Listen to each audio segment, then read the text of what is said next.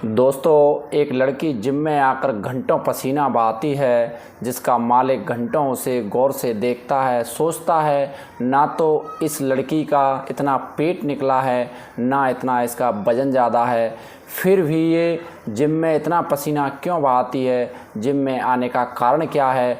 वो उसके पास जाकर कहता है कि क्या बात है।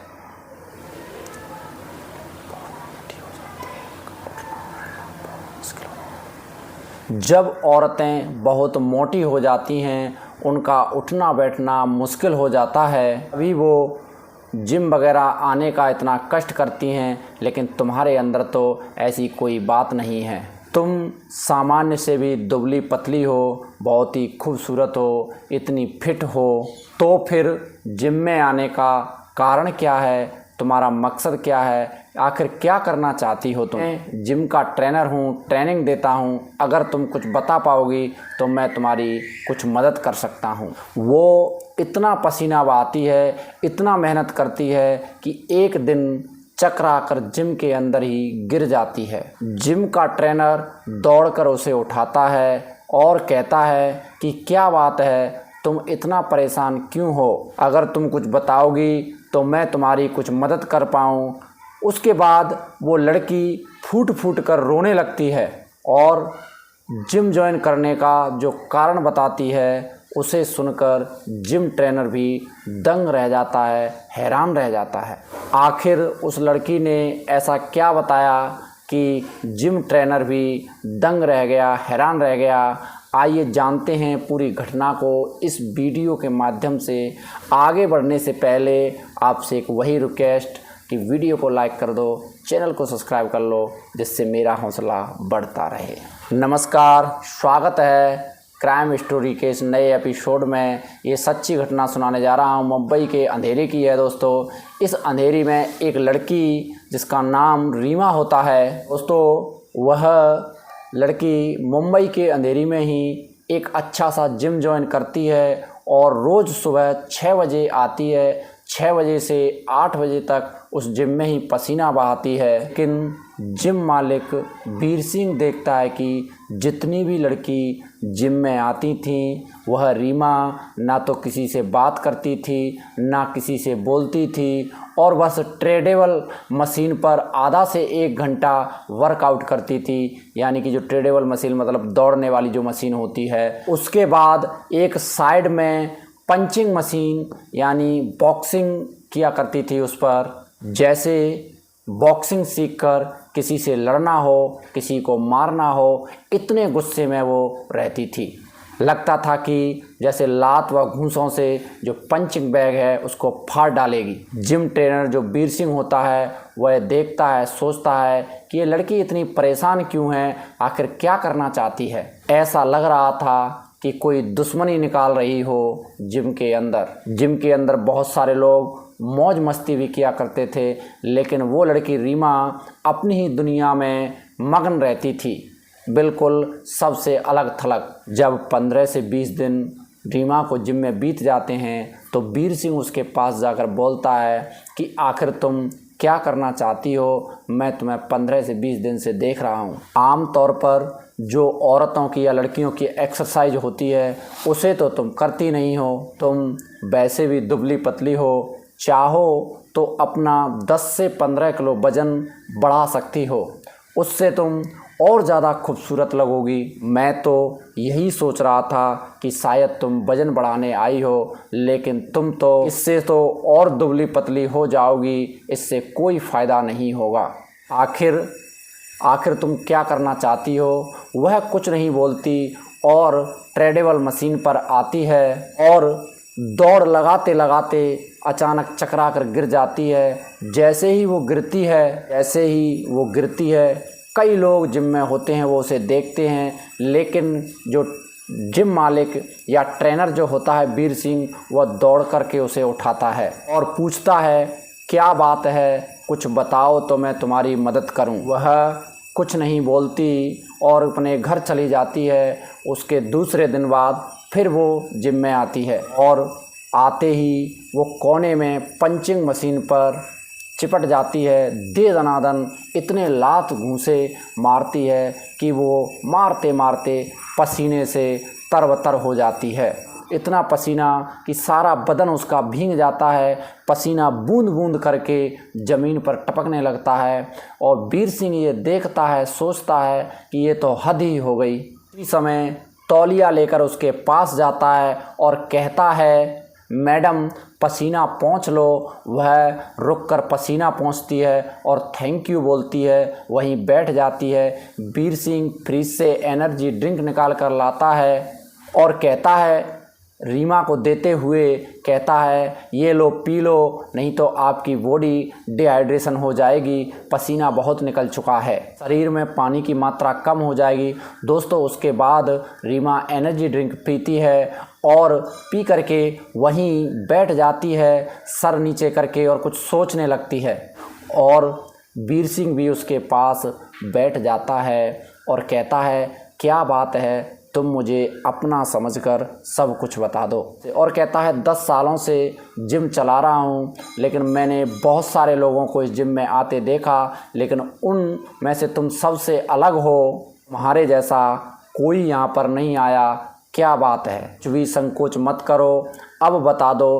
वीर सिंह उसकी परेशानी को जानने की कोशिश करता है। वह लड़की रीमा उसकी बातें सुनकर अचानक फूट फूट कर रोने लगती है। जिम के सारे लोग उसकी तरफ देखने लगते हैं, लेकिन वीर सिंह उसे हाथ पकड़कर उठाता है और फिर उसे ऑफिस के अंदर ले जाता है। वहाँ उसे बिठाकर आराम से पूछता है कि अब बताओ क्या बात है, तुम इतनी परेशान क्यों हो, क्यों अपने शरीर के साथ इतना अत्याचार कर रही हो।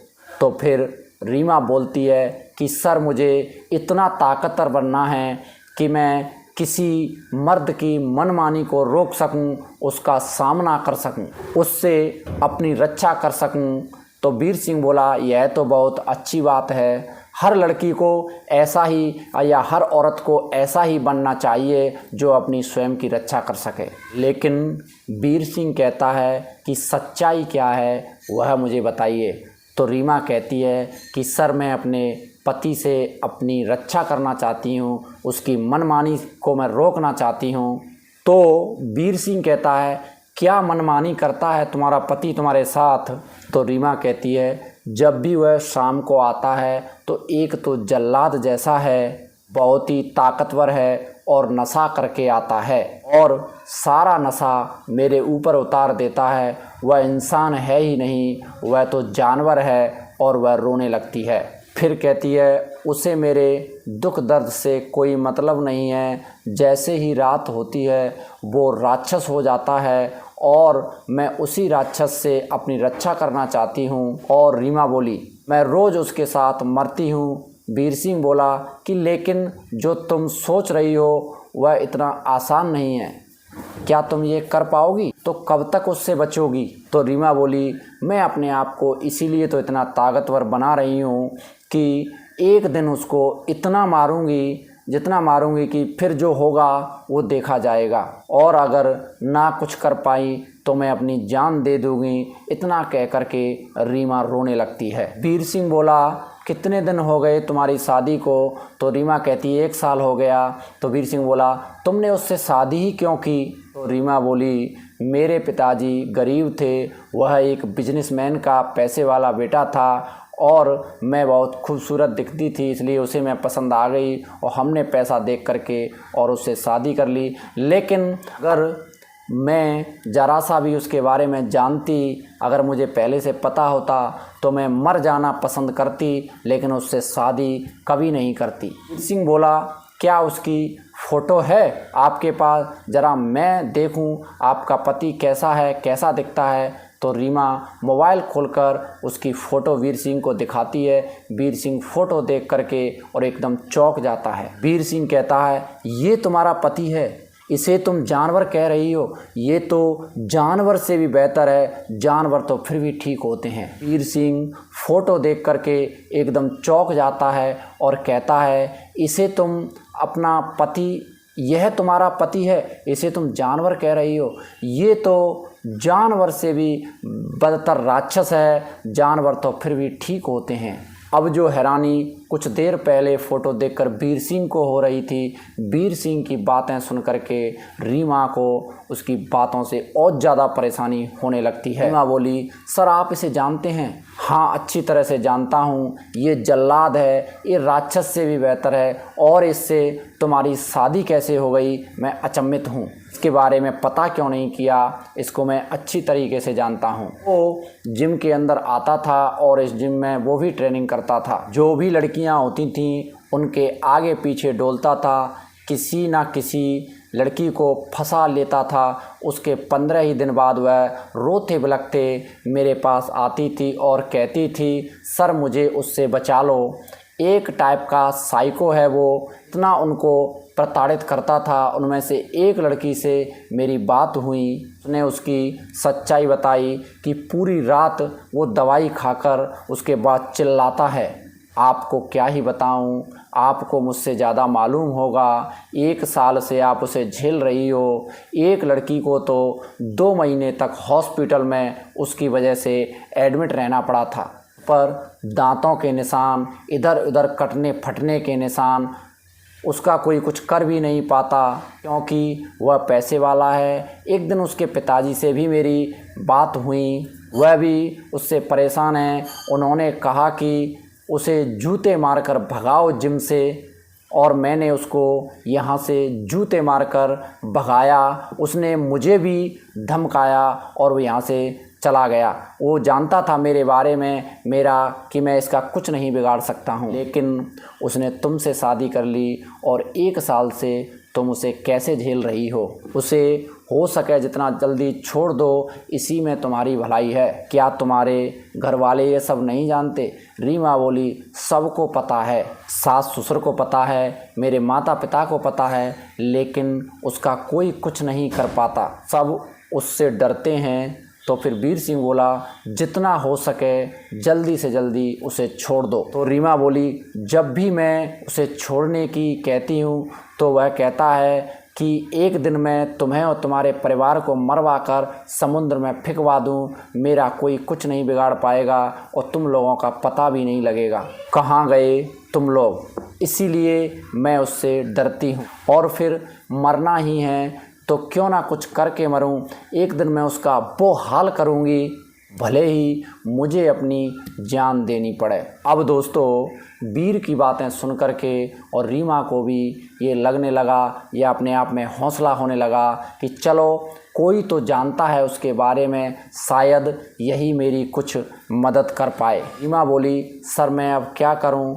तो वीर सिंह बोला, मैं तुम्हें 2 से 3 पंच ऐसे सिखाता हूँ कि अगर तुमने ढंग से उसको मार दिए तो वह सुबह से शाम तक नहीं उठ पाएगा। लेकिन तुम जिम कैसे आती हो? सुबह वो तुम्हें उठ कर के कैसे आने देता है? बोली, वह 10 से 11 बजे सो कर के उठता है, मैं 6 बजे जग कर के उठ के आती हूँ और 8 बजे जिम करके वापस पहुँच जाती हूँ, उसे कुछ पता ही नहीं चलता।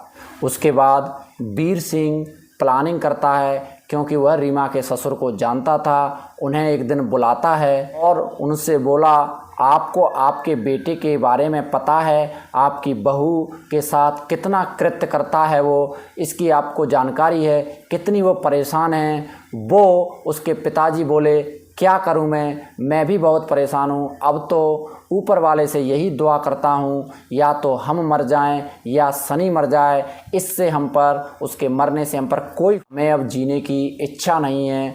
हमें उससे इतना डर लगता है कि सुबह हम जिंदा रहेंगे या न रहेंगे, इसका हमें कोई नहीं पता। वो हमें हर रोज़ धमकी देता है मारने की। तो वीर सिंह बोला, चिंता मत करो, आप एक काम करो, उससे बस आप इतना कहलवा दो कि तेरी बीवी जिम वाले के साथ भाग गई। दोस्तों, उसके बाद ऐसा ही होता है। और जब उससे कोई ये कहता है कि तू वैसे तो 30 मार खा बनता है, लेकिन तेरी बीवी एक जिम वाले के साथ भाग गई। दोस्तों यह सुनकर के उसके तन बदन में आग लग जाती है और वहाँ से दौड़ता दौड़ता सीधे वह जिम में जा पहुँचता है, जहाँ पर जिम में उसकी बीवी रीमा वहीं थी और एकदम से जा कर के दोस्तों उसको जा कर के झपटता है। लेकिन रीमा भी तैयार थी, रीमा भी उस पर एकदम से ताबड़तोड़ लात घूंसों की बौछार कर देती है। लेकिन दोस्तों आखिर वो वजन में भारी था, उससे लंबा तगड़ा था, तो उसको दबोच लेता है रीमा को। और ये वहाँ बहुत सारे लोग भी थे जिम में, सब देख रहे थे। लेकिन उसी बीच जो जिम ट्रेनर वीर सिंह होता है वो दौड़ करके जाता है और वो भी उस पर हमला करता है और वो भी उस पर, लेकिन इधर सनी जो होता है वो समझ जाता है और वो भी जो है वीर सिंह पर हमला टूट पड़ता है। लेकिन वीर सिंह भी कम नहीं था, वीर सिंह उसको ज़बरदस्त उसमें ताबड़तोड़ मार देता है, इतना मारता है कि उसको ज़मीन पर पटक लेता है, दबोच लेता है उसको।